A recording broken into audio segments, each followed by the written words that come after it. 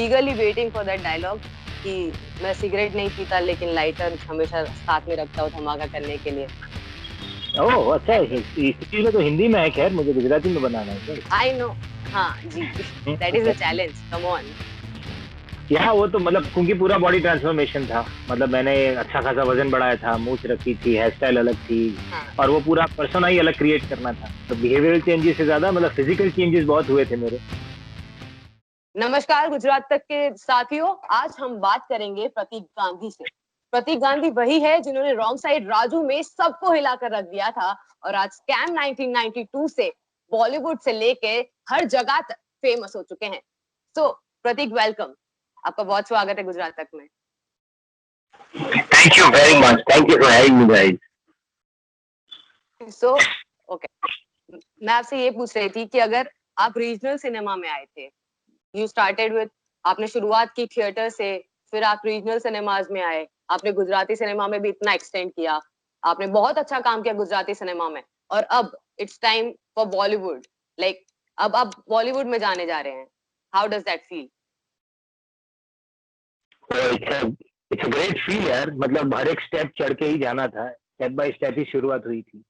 सो inter school competition वाला theatre किया, फिर इंटर सिटी कंपटीशन वाला थिएटर किया, फिर बॉम्बे में आके मेन स्ट्रीम थिएटर किया, वहां से एक्सपेरिमेंटल थिएटर किया, वहां से रीजनल सिनेमा, गुजराती सिनेमा की शुरुआत हुई है, वहां से यहाँ तक। तो मतलब मुझे लगता है कि भगवान ने मुझे ऐसे ही सिलेक्ट किया था कि तुम्हें हर एक सीढ़ी चढ़ के जाना है, तुम्हारा मोटिवेटर ही बनेगा। हाँ, क्योंकि मैंने जब भी आई मीन मैं आपको हमेशा से फॉलो करती रही थी, not on personal platforms but ऐसे ही कि जहाँ पे मैं आपकी इंटरव्यू सुने, मैंने आपके टेडेक्स के इंटरव्यू सुने, मैं आपके हर जगह के इंटरव्यू सुन चुकी हूँ अब तक स्कैम 1992 के बाद। शायद लोग आपको तब नहीं पहचानते होंगे और अब आपकी जो रीच है वो एक जो मास है वो बहुत बड़ा हो गया है आपके लिए। तो कितना कॉन्फिडेंस है ये, या कितना मतलब आपको ये लगता होगा कि यार अब मेरे पास ज्यादा वो है कि मतलब आप ये सोच रहे होंगे कि अब मेरे पे ज्यादा चैलेंजेस आ जाएंगे because now most of the people knows you. ना सो चैलेंज से ज्यादा तो मुझे इंतजार इस बात का है कि मेरे पास अच्छी स्क्रिप्ट्स आएंगी, अच्छे मौके आएंगे, तो मैं उसी के लिए वेट कर रहा हूँ। यस। बाकी सडनली लग तो ये रहा है मुझे कि मैं जहाँ 200-250 लोगों के लिए एक थिएटर शो करता था, वहां से सडनली कुछ 5, 7, 8, 10 लाख लोगों के लिए एक बड़ा शो कर लिया, वैसी फील आती है। तो दरबार से लेके हर्षद मेहता तक कैसे, मतलब how do you feel about it? It's a very interesting feel यार, क्योंकि हर एक एक्टर की ये इच्छा होती है कि वो बड़े प्लेटफॉर्म तक पहुंचे, नेशनल ऑडियंस तक पहुंचे, इंटरनेशनल ऑडियंस तक पहुंचे। तो जी जी जी। यार रीजनल से नेशनल का सफर तो बहुत इंटरेस्टिंग होता है। ओके, मैं आपसे ये पूछूंगी आपकी रीजनल क्राफ्ट, जो आपने रीजनल क्राफ्ट में किया, जो आपने गुजराती फिल्म में काम किया, उसके बाद ओटीटी में जो क्राफ्ट है उसमें कितना डिफरेंस है? मतलब कितना कितना इनपुट आपकी तरफ से है, कितना इनपुट डायरेक्टर की तरफ से, क्या चेंजेस है आपके हिसाब से, ये बताइए।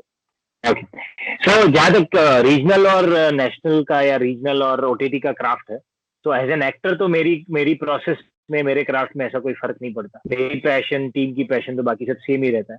सिर्फ यहाँ पर कैनवस थोड़ा बड़ा है, ऑडियंस बड़ी है, ये ये प्रोजेक्ट बहुत बड़ा है, उतना ही फर्क है।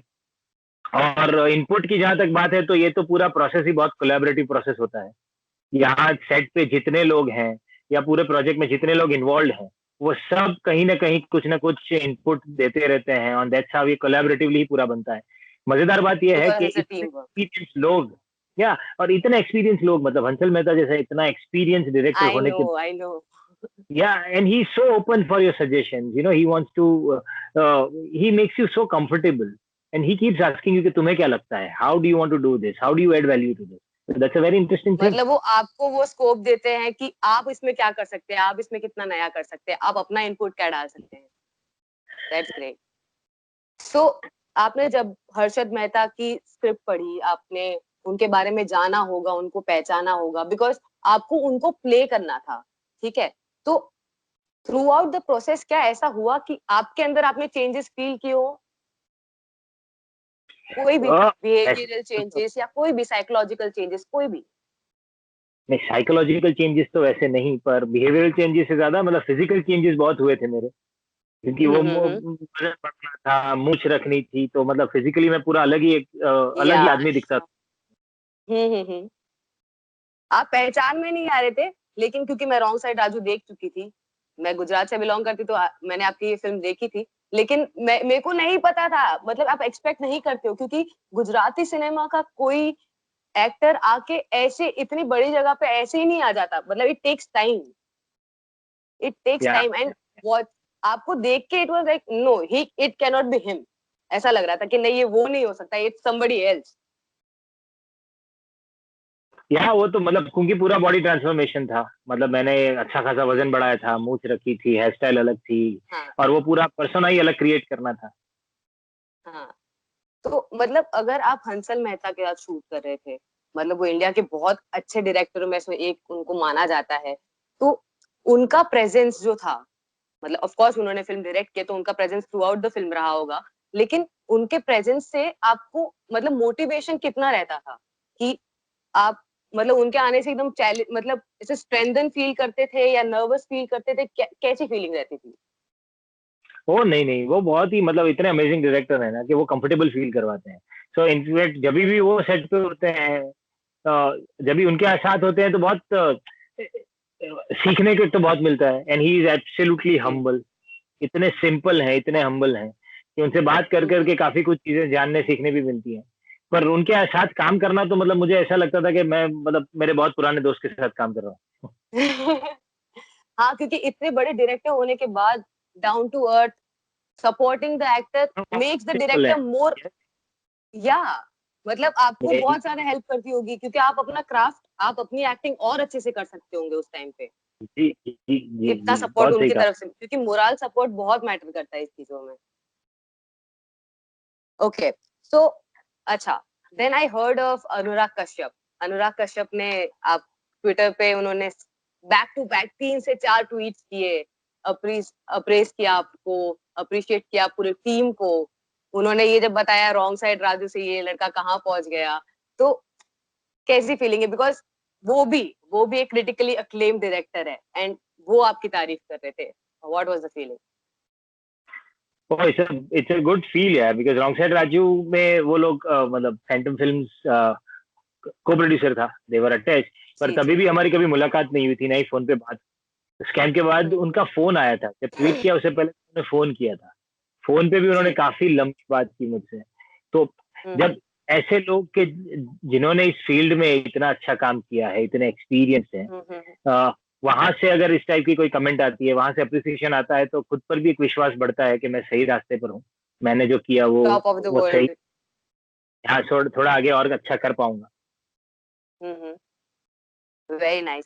सो अब मेरे को ये सवाल पूछना था आपसे कि मतलब अगर आप हर्षद मेहता बने, ठीक है, मतलब everything was fine, everything was going, everything was in flow, पर क्या ये हुआ था कि मतलब एक पर्टिकुलर सीन या एक पर्टिकुलर इमोशन स्क्रीन पे लाने के लिए मतलब आपको बहुत मेहनत करनी पड़ी, या फिर बहुत ज्यादा तैयारी करनी पड़ी उस एक पर्टिकुलर सीन के लिए? कोई ऐसा सीन होगा पूरे सीरीज में? ऐसा तो कोई सीन मुझे याद नहीं है, पर हाँ, ये पूरे किरदार के लिए जो ओवरऑल डिस्कशन, वो इंटरनलाइजेशन और वो सब जो चल रहा था, सो मतलब हम्म। पहले 1-2 दिन में हमें पता चल गया कि किस टाइप का ये मोल्ड है और किस हिसाब से ये पूरा शूट करने वाले हैं, क्या फील देने वाले हैं। जी। तो मैं उस हिसाब से ही करते जा रहा था। तो मुझे मतलब मतलब सब कुछ ऐसा, स्मूथ था, इन फ्लो? हाँ, मतलब एक बार कैरेक्टर क्रिएट हो जाता है दिमाग में, इफ स्टार्ट्स वर्किंग, फिर उसमें ज्यादा दिक्कत नहीं आती। Wow, great. तो मुझे आपकी एक पूरी सीरीज का, आई मीन जो गुजराती में, मेरे को एक वो डायलॉग सुनने का, I am eagerly waiting for that dialogue, कि मैं सिगरेट नहीं पीता लेकिन लाइटर हमेशा साथ में रखता हूँ धमाका करने के लिए। ये वाला गुजराती में हो जाए एक बार प्लीज। गुजराती में? प्लीज या। ओह अच्छा, सीरीज में तो हिंदी में है, खैर मुझे गुजराती में बनाना है क्या आई नो। हाँ जी। दैट इज अ इसमें? Challenge, come on. હું સિગરેટ નથી પીતો, પણ ગજવામાં લાઇટર જરૂર રાખું છું ધમાકો કરવા માટે. Wow, very nice, very nice. Thank you so much Prateek, it was very nice talking to you, thank you so much. Thank you very much. Thank you. See you guys. See you. Thank you. Thanks.